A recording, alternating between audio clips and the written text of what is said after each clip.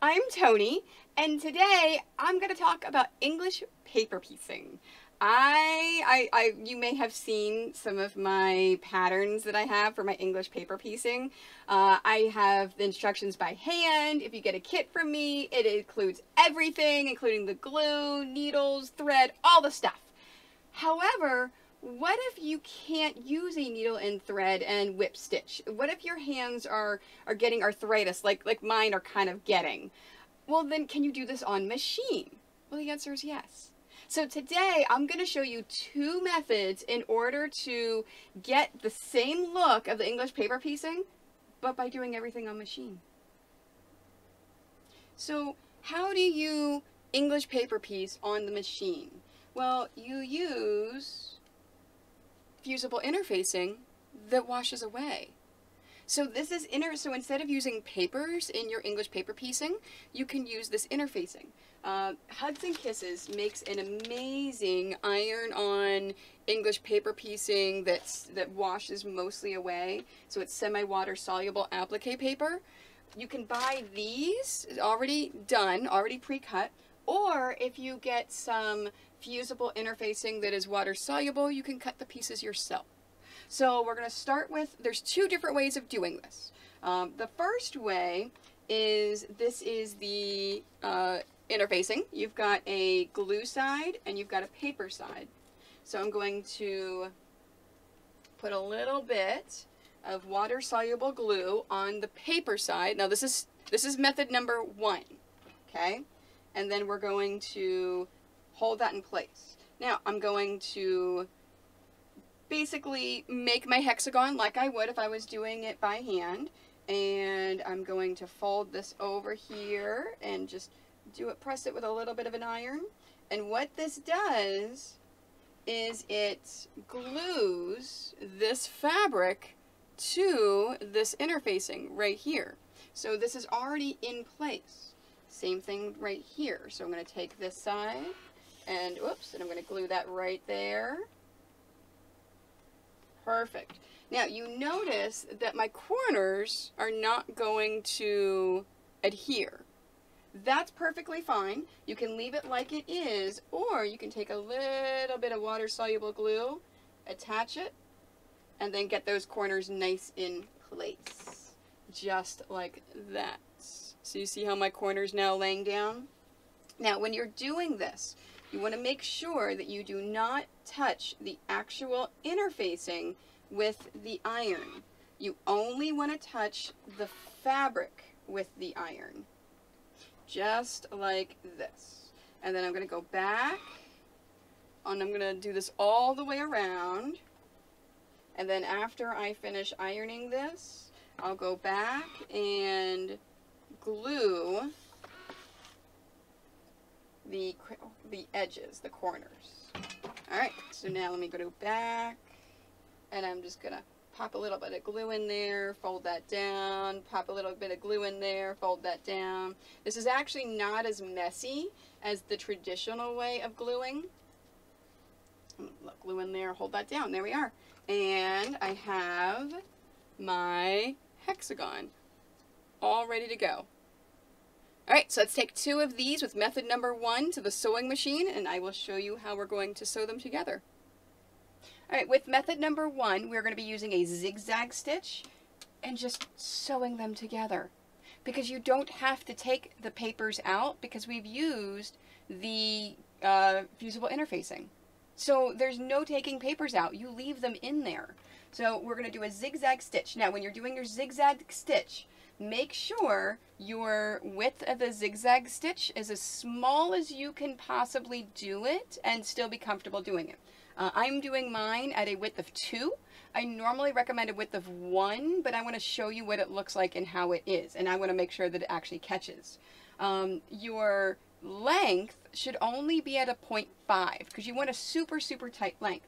So you see here I've got 2 different lengths there. So this is at a length of 2, a length of 1.5, and then now I'm doing it a length of 0.5. You do want to use a leader ender. You want to use a scrap piece of fabric. It's going to make sure that that first stitch is nice and solidified in there. So take your scrap piece of fabric all the way out. And then what you want to do is take your 2 pieces of your EPP and go all the way up. Now, I can tell here that my needle is off a little bit to the right. So in that case, I'm going to make sure that the right piece is the one that's touching the needle. So you can see underneath there, my right piece is right there touching that needle on the very, very edge. Then I'm going to bring up my other piece and I'm going to start just like that. So right when it's perfectly in there, exactly how I want it, I'm going to drop my presser foot. Let me get it over a little bit more. There we are. And then now go very slowly back and forth, making sure you're hitting both of the pieces of fabric. So you're hitting both of your hexagons as you're going back and forth. And this is, remember, is at a width of 2. So you can always play with your widths. You can always make sure that it's in there. And the slower you go, the better it is, and then the more you can make sure that you're going to hit both of those hexagons. Now, when you hit your very, very end, sew out of it, get your scrap fabric, your leader ender, and then put it back in far enough to where you can get your piece of that you've just sewn, of your 2 hexagons. And there it is. It's sewn together, just like that. Now, I would match my thread. Obviously, I used a contrasting thread so you can see what it looks like.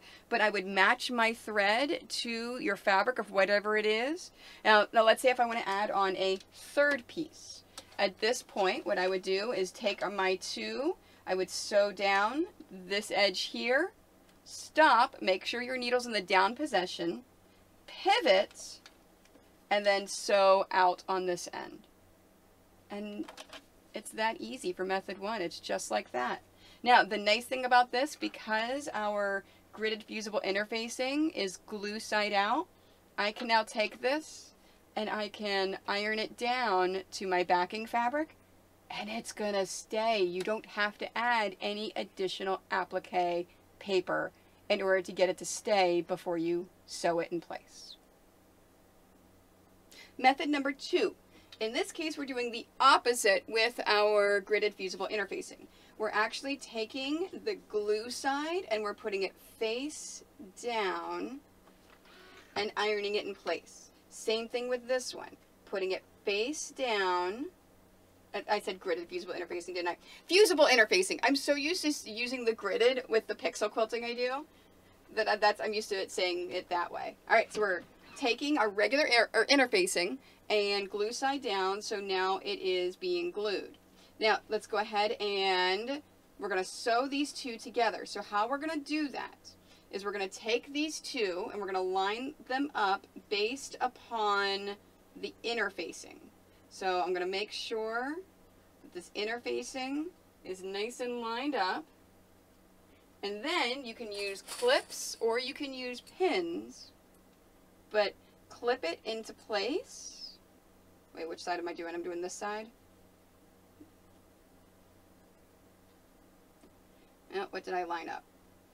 I think I lined up this side. There we are. I always like to fold them. If you fold them, then you can make sure that it's lined up. And it's gotta be, there we are. Everything is all lined up. So I'm gonna sew this side here. So let's put clips on everything else. So this one right here is what I'm sewing. So let's go over to the sewing machine and I'll show you what to do.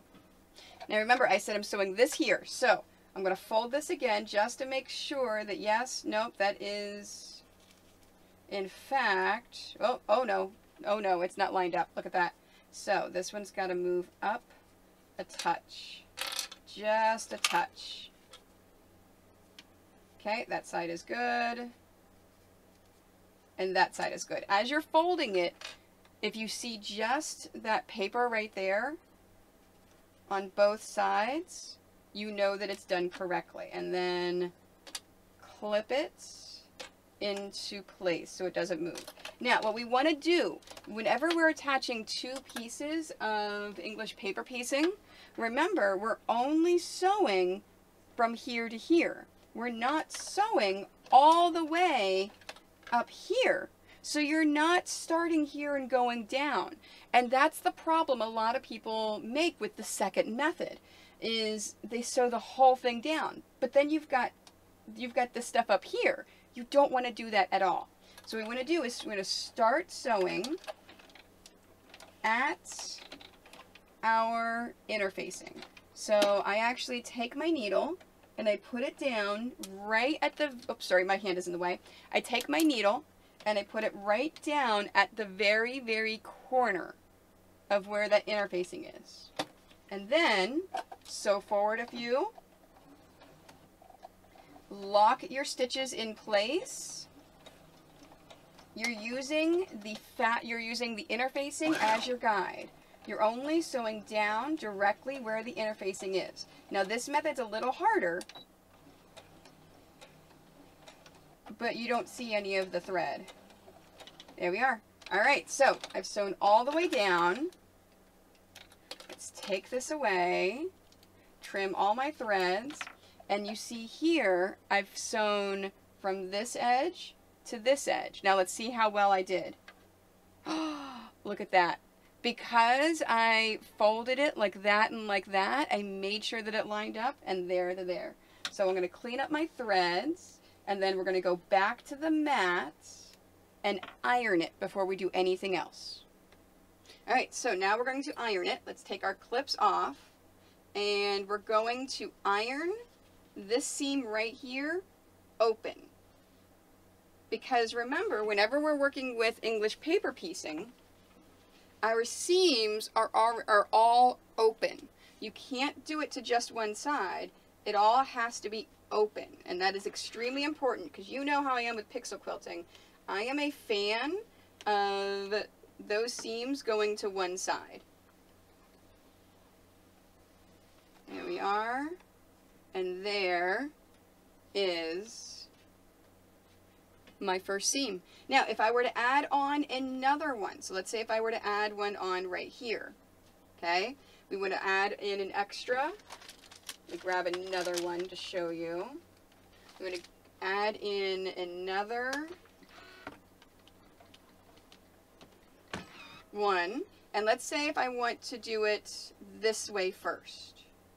So I'm going to line this up, and let's line this up here. So I'm figuring, I'm finagling and making sure it's lined up. There we are. It's lined up just like that. So we're doing there, there, and there. Then I'm sewing this seam from here to here. So I'll show you on the machine. So we want to sew it from here to here. Okay, so let's get that in the machine. Let me get my right there. So you see with the machine, I've got it right in the middle of my seam right here, lined up with this one right there. So let's go forward a little bit. Let's make sure we lock those seams in. And then we're going to keep going forward, stopping when I hit the end of the fusible interfacing. So right there's my stop point. So let's back it up again. Okay, and then go forward. Right there, stopping. Okay, let's see how it looks. We're going to open this up. And then there. Take those out. And here. And there's my third piece. So now at this point, you want to iron that seam open, okay, just like it is. And then once that seam's ironed open, just like that, or in fact, let's go to the mat and do it, I'll show you. Okay, we're going to iron this seam open. You must iron as you go with this method, okay? Our seam is now ironed open, so now we want to sew this side. So I take this, and just like with regular English paper piecings, we want to take this out just like that. We want to fold this in half. Okay? And making sure that our fabrics are opened up. Let's open those fabrics up. Just like that. It's off a little bit. There we are. Let me get my clips. I left them over at the machine. Clips. It's so much easier to do this when you have clips. Oops. That one's off a little bit here. Gotta spin this a touch. There we go. A little bit more. It's a lot more finagling, so it saves your fingers. So if you've got arthritis in your fingers, it saves your fingers. But this method is a lot harder than that first one. All right, so now we want to open these seams, okay? And I'm gonna go ahead and just do that. All right, so just like I did the other one, starting at the corner here, and I'm doing the opposite of what I did before. Now I am putting these seams here. See how they've already been ironed open? So I'm keeping those seams ironed open, just like that. So we've got that in here. Let's back stitch this out. And then go all the way down. When I hit this corner right there, so I'm at the very, very corner here, as you can see, there's a better angle of it. I'm going to back stitch and then forward stitch again. Okay?